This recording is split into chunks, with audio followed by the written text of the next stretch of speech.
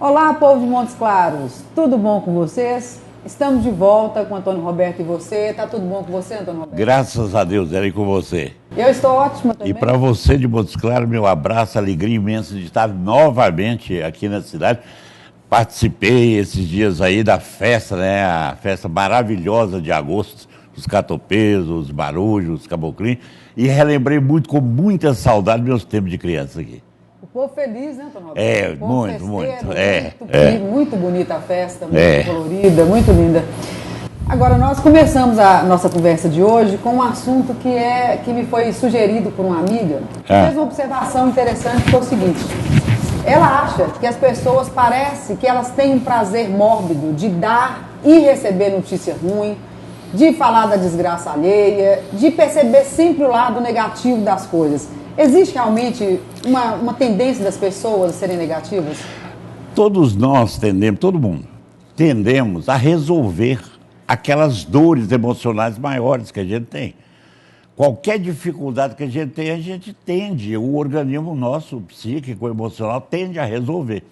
Então, para resolver isso, a gente se apega a assuntos que despertam aquilo que tem que ser tratado em nós. No caso aí é o medo. Então, justamente como todos nós temos medo da morte, medo do desastre, medo do acontecimento, medo do inesperado, então a gente tem, não é um prazer mórbido de falar sobre isso, é como se estivesse querendo resgatar e resolver o medo. Por que as pessoas gostam de filme de terror? Por que o pessoal gosta de filme, né, de coisas terríveis, de violência, para resolver a raiva? Por que a pessoa tem o medo, gosta do filme, né, de terror? Para poder resolver o medo. Pode até não elaborar e não resolver, mas que a gente gosta. Então, por isso que as pessoas gostam de dar notícia e receber notícias de desastre, de morte, de coisas. Né? Os jornais trazem manchetes enormes quando tem um caso igual aquele, eu acho que foi lá em São Paulo, que a família inteira foi assassinada, né?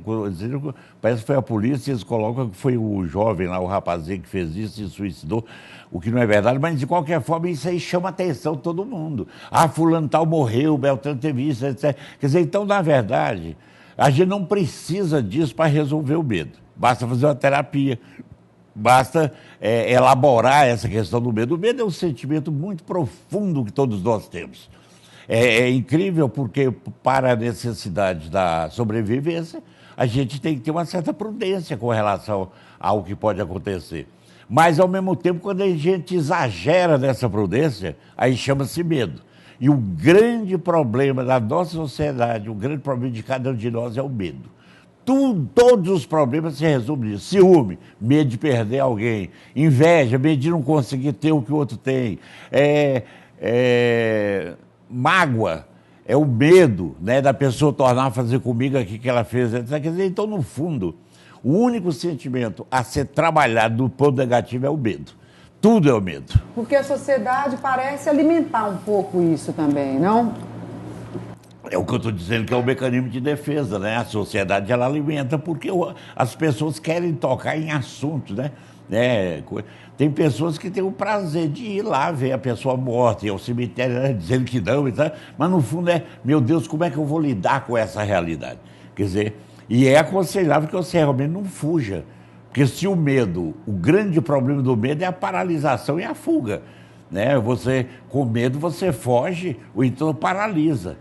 Quer dizer, então, na verdade, você tem que enfrentar. É muito comum, por exemplo, nessa questão da morte, que é um grande tabu.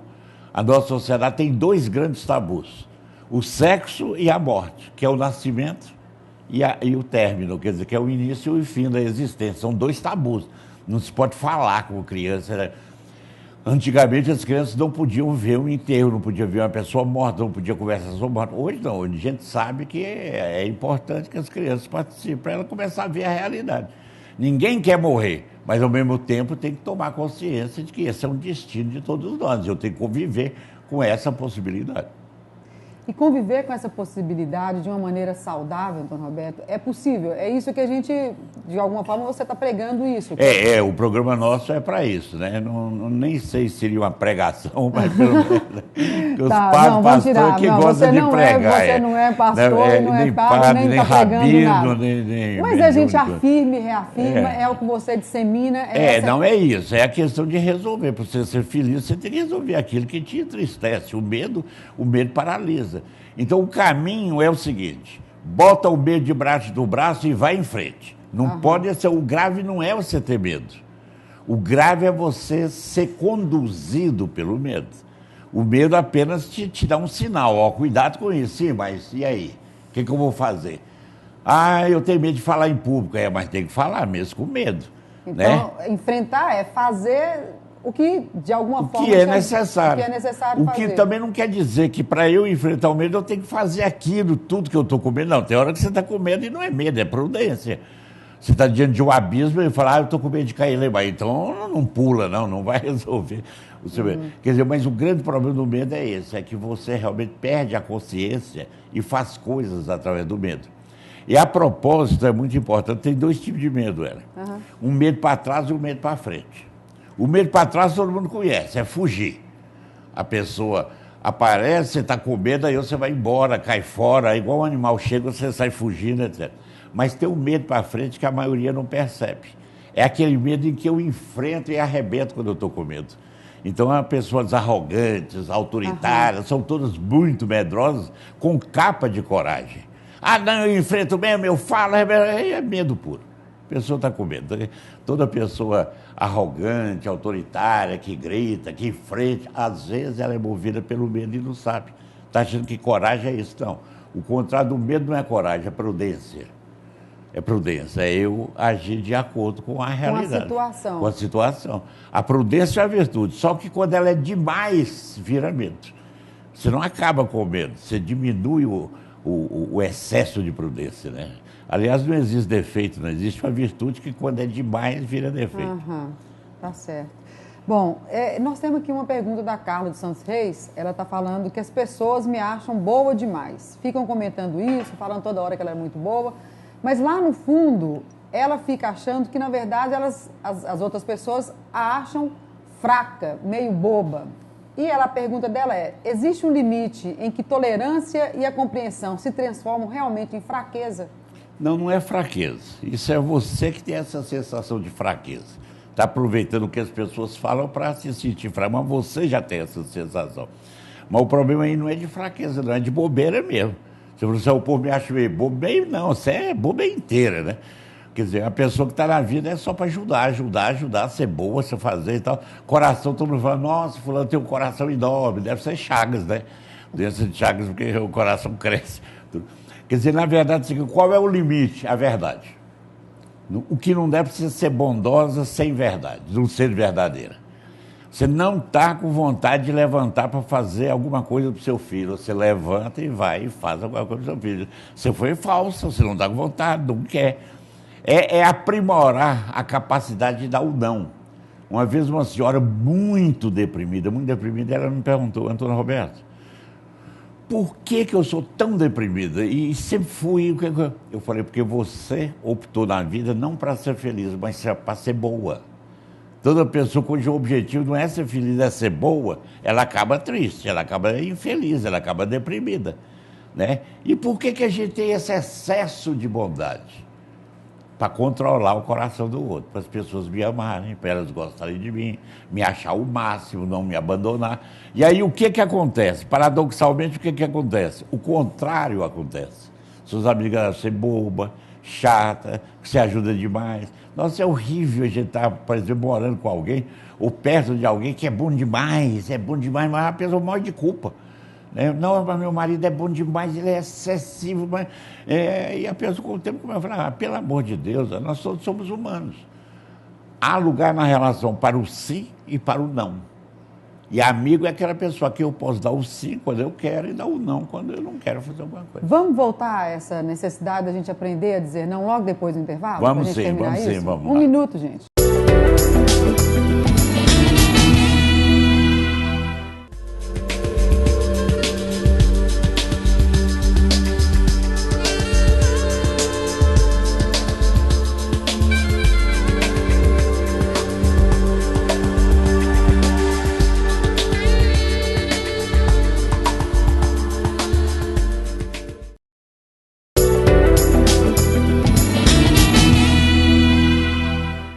Estamos de volta, Antônio Roberto e você, e a gente está conversando sobre a necessidade de aprendermos a falar não. É necessário aprender a falar não também, né, Antônio Roberto? Cada um de nós é uma individualidade e tem os seus direitos e os seus deveres. Cada um. O meu corpo precisa de água, meu corpo precisa de alimento, precisa de descanso, e cada pessoa tem essas necessidades naturalmente.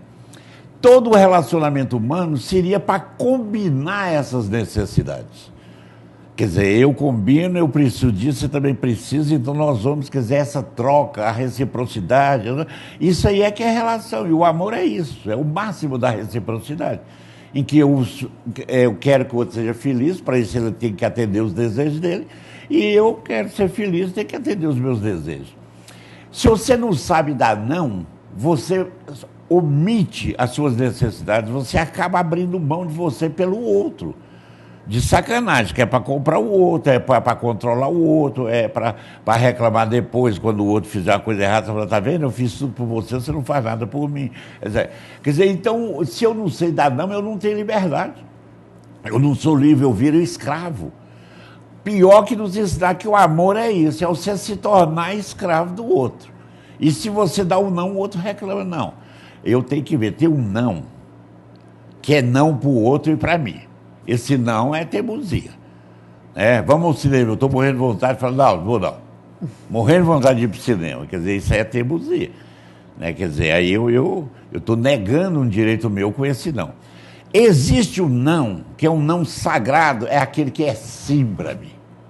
Então, Alberto, você pode vir aqui hoje na minha casa, ó, infelizmente eu não posso. Claro, aí a gente tem que dar desculpa, tudo bem, não tem problema não. A desculpa você pode inventar, o importante é você não ir. Quer dizer, que você está dando um sim para você, que é um não para o outro. Você não está afim de ir à festa, não vá. Ah, mas aí eu vou dar desculpa, não tem problema, fala com ela que você é doença. Isso não é o problema. O problema é não ir.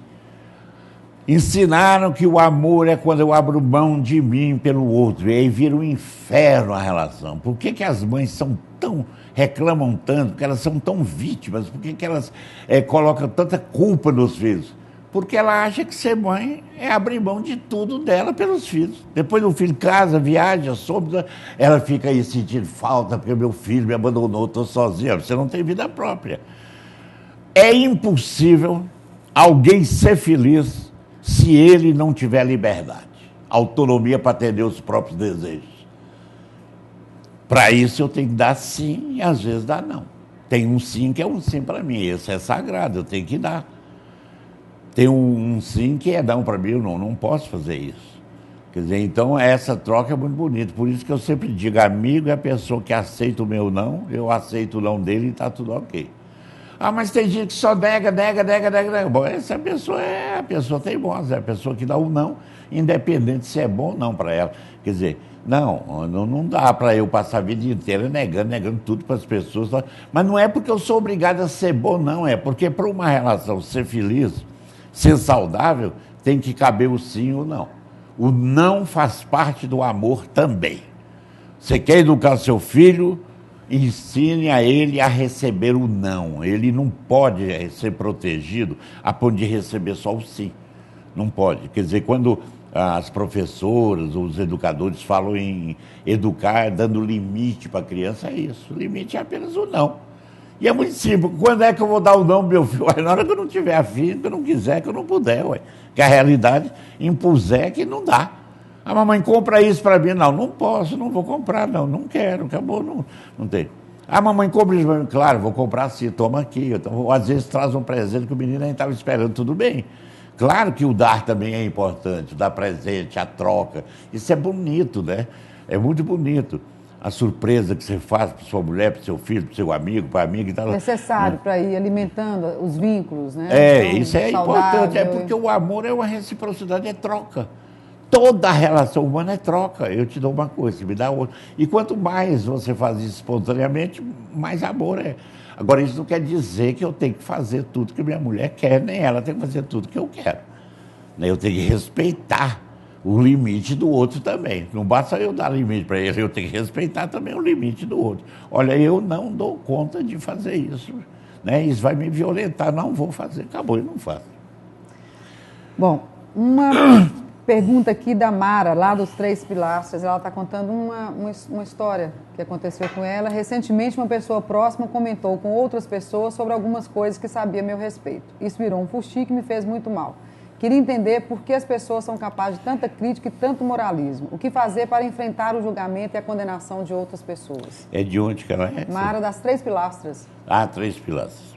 Um abraço para todo o pessoal. Por que que a pessoa fala mal de você com as outras? Inveja, competição, destrutividade. Antigamente, a grande destruição que as pessoas faziam umas das outras, principalmente na política, era matando. O coronel Teodomiro matou o filho do coronel Sigismundo, o coronel Epaminondas matou, não sei o quê, matava. Depois se descobriu que, como a nossa sociedade é muito baseada na imagem, o que o outro acha de mim, então a grande destruição é a língua ferina, né? É a maledicência, falar mal do outro. Então essa pessoa próxima a você, nesse evento, não foi sua amiga. O amigo não sai espalhando para os outros os defeitos do amigo. Não sai contando o caso do amigo, do que aconteceu, o que não aconteceu. Ah, Antônio, mas o que eles falaram é verdade, pior. Amigo, eu quero que não conte para os outros nada ruim meu, sobretudo se for verdade. Ele tem que esconder, ué. Pois se é meu amigo, ele não quer me destruir a minha imagem. Tanto que eu chamo de calúnia, é quando a pessoa fala mal da outra, seja verdade ou seja mentira. Tem que falar calúnia, é quando ela inventa uma coisa ou não. Se ela contar uma coisa que ela sabe, um ponto fraco do outro, isso é calúnia. Isso é calúnia. No Evangelho, Jesus Cristo falava, não julgueis. Ele não falou, não julga errado, não. Ele falou, não julga. Tem que julgar. Amigo não é para julgar. A gente já tem a profissão de juiz, que, aliás, ganhou muito bem. Somos juízes, né, concurso e tudo, para poder julgar. Eles estão o dia inteiro só para julgar. Está errado, está certo, culpado, inocente. Sabe? Nós... pegar esse peso na vida, de ficar julgando os outros, o dia que você conseguir olhar o mundo sem julgar, você entra em paz. Você entra em paz, porque não é da minha conta. Ah, mas a mulher está dando para todo mundo, isso é problema dela. Ah, o cara não sei o que, ele é casado, isso é problema dele. Né? Quer dizer, então, na verdade, ela está perguntando por que as pessoas fazem isso? É inveja, é uma forma de destruir. Pessoa que falou mal de mim, que eu tive notícia que falou mal de mim, principalmente se for verdade o que ele está falando, ele está querendo me destruir. Destruir a minha imagem, me matar socialmente. E normalmente, qual é a sua reação? Quando alguém fala, você vai lá tirar satisfação? Não. Ou você simplesmente se afasta? Depende. Se a pessoa for uma pessoa muito importante para mim, que eu quero continuar a relação com ela, eu vou e digo para ela, escuta, olha, não gostei, foi assim, para ser meu amigo, você tem que respeitar meus pontos fracos. Eu gostaria de te pedir para mudar essa coisa na relação, para a gente continuar, senão... Se a pessoa não é muito importante para mim, ou se ela continua, apesar de eu ter falado, aí eu rompo. Se distancia mesmo. Distancia mesmo, formalizo. Começo a tratar como um ente formal, né? Como um jornalista perigoso, que você não pode falar nada, se mostrar que sai contando para todo mundo. Né? Bom, vamos ter que fazer um outro intervalo, mas a gente volta daqui a 1 minuto, gente.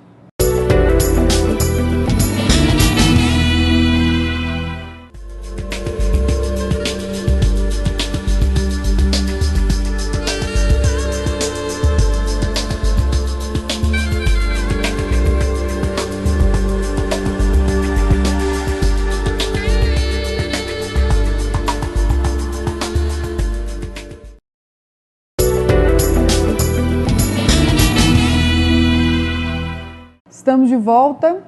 É isso aí. Antônio, Roberto e você. Eu aqui vou fazer uma pergunta da Andréia, lá de São Geraldo.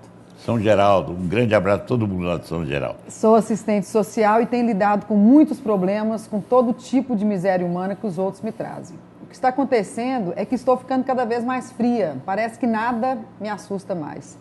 Mas não acho que tenho trabalhado melhor por estar mais fria. Pelo contrário, parece que as coisas não me surpreendem mais e por não me tocarem, parei de me envolver e daí perco a capacidade de ajudar a resolver os problemas. Como sair desse impasse entre o necessário distanciamento profissional e a capacidade de gerar solução para os problemas da minha profissão? Será que realmente não tem vocação para ser assistente social?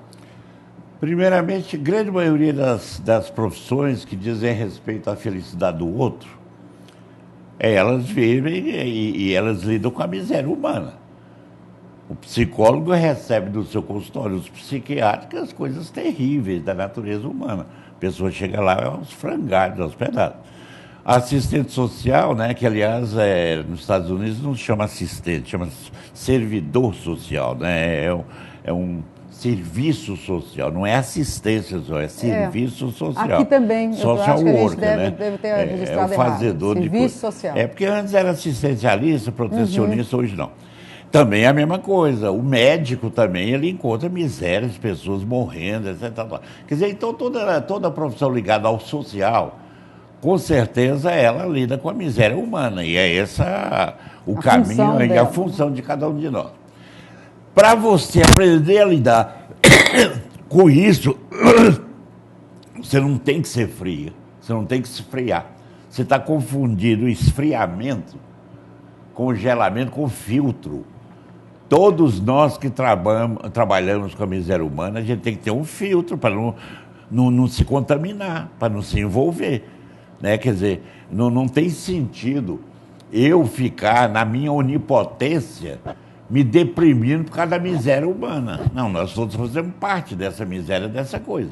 Quer dizer, o que tem é que você é muito onipotente, você quer ser Deus e você quer resolver o problema do mundo. E se acha muito bacana e muito virtuosa e muito majestosa, porque, ai meu Deus, eu não aguento tanto sofrimento. Não, isso aí é coisa... Aliás, nem é de sua conta. Você pode ajudar, pode trabalhar, pode ganhar seu dinheiro com isso, etc. Mas isso é uma coisa de Deus. Véio. Tem que entregar para ele. Véio. Quem fez é que tem que consertar.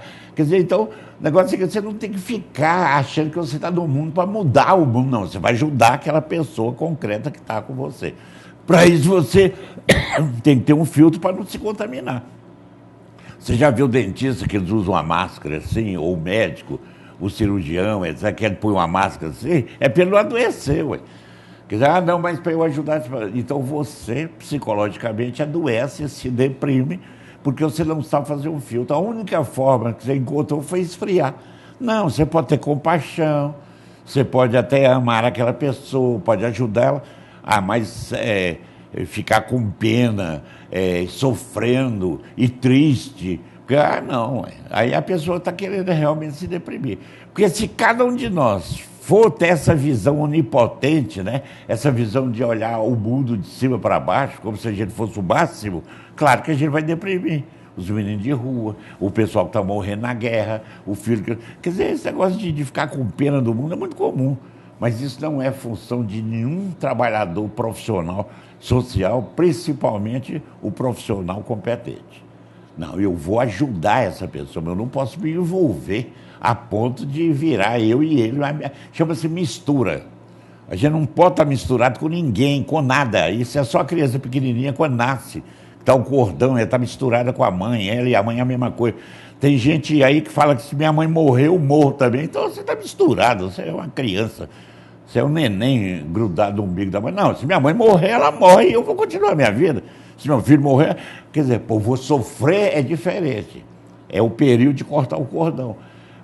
Então é o seguinte, você que faz um serviço social, é uma profissão bonita, claro que você tem vocação, todos nós temos vocação para ajudar, senão você não teria procurado essa profissão. Agora, ao invés de você esfriar, não estou nem aí, morre quem quiser, está pobre, não, mas tem que trabalhar a pena. Pena é um sentimento de superioridade. A pessoa olha de cima para baixo e fala, coitado, ainda bem que não sou eu. Bom, temos uma pergunta do Antônio, lá no Jardim Liberdade. Ele está falando o seguinte. Antônio Roberto, por gostar muito de suas opiniões, tenho uma confiança muito grande em você como político. Por isso, gostaria de saber a sua opinião sobre as recentes manifestações que estão acontecendo no Brasil. O senhor acha... que realmente os políticos podem ajudar a mudar o Brasil no sentido em que as manifestações estão apontando? Para isso, os legisladores não teriam que trabalhar contra seus próprios interesses? O senhor acha isso possível?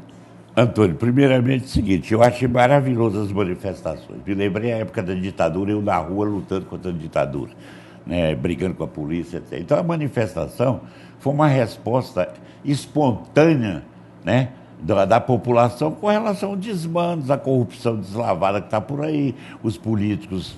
Então, a primeira coisa que eu achei maravilhosa a manifestação. E aquele negócio dos baderneiros que arrebentaram, quebraram, aquilo é exceção.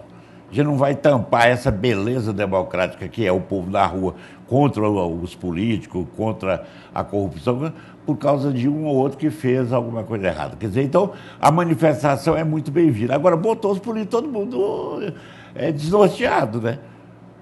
Políticos não estão acostumados a ouvir as pessoas, não estão pensando nas pessoas, só estão pensando no próprio interesse, tomou um susto. A Dilma está completamente perdida, sabe mais o que é que faz, né? E os governantes não sabem o que é que faz. Agora, por exemplo, nós do Partido Verde ficamos muito à vontade, porque tudo que é uma manifestação pediu é o nosso programa, a gente pede isso mesmo, mais óbvio, para a educação, mais para a saúde, mais para isso, para quê? Quer dizer, a gente está muito à vontade com essas manifestações. Será que os políticos têm competência para fazer as mudanças? Esses políticos, a maioria não tem, não. Tem não, porque eles pensam no próprio umbigo, é na própria eleição e só. Então, nem aí. A maioria dos políticos realmente é difícil. Tanto que eu acredito que para uma reforma significativa no Brasil vai ter que ser uma constituinte mesmo, exclusiva para isso. Não dá, quer dizer, lá no Congresso a maioria pensa assim, vamos fazer tal coisa assim, não, mas isso me prejudica, porque eu já ganhei com isso. Quer dizer, se eu for fazer reforma política pensando em mim, aí a coisa complica. Por isso que eu acho que todo mundo, OAB, CNBB, né, da igreja, os movimentos sociais, os estudantes, todo mundo tem que ir para a rua mesmo, gritar e falar e tal. Agora, por que a gente tem tanto político dessa forma? É porque vocês votaram neles. Quer dizer, quem é responsável mesmo é quem escolheu e votou no deputado que está cansado de saber que é corrupto. Bom, esse é um assunto que nos interessa muito. Até claro. eu vou pedir para a gente voltar a ele no próximo programa. Tá bom, pode ser, ótimo, claro. Porque nós já estamos encerrando nosso tempo. Vamos encerrar aqui agradecendo aos patrocinadores. Nós temos muita gente que colabora, gente, para que esse programa seja o sucesso que é. Eu quero agradecer a Ana Paula Leite, que é nossa decoradora, continua sendo. Vocês estão vendo aí o telefone do escritório dela aí embaixo. A Casa Parma, que cedeu esse sofá bonito. Lindo. Está lá no shopping, está no centro. A Floricultura Fruto Fértil, ao Otávio, uma pessoa maravilhosa. A floricultura é ótima, tem feito um trabalho de manutenção de jardins, vende mudas frutíferas, que é muito interessante. Fruto Fértil. Bonito, bonito, Fruto Fértil. Vocês estão vendo aí o endereço deles também. A Lei Lopes, que nos veste, e um abraço aí para o Henrique Tourinho e a esposa deles que nos ouve, são fãs, são seus fãs. Muito obrigado, um abraço, Henrique. E a todos vocês, patrocinadores, muito obrigado. E a você de Montes Claros, a alegria imensa de eu estar com vocês. Procure, entre no meu Facebook, Antônio Roberto, que aí vocês vão ver um monte de coisa que está acontecendo. Meu site, antonioroberto.com.br. Enfim, vamos estreitar a nossa relação de amor e de afeto. E semana que vem a gente está de volta. Um grande abraço.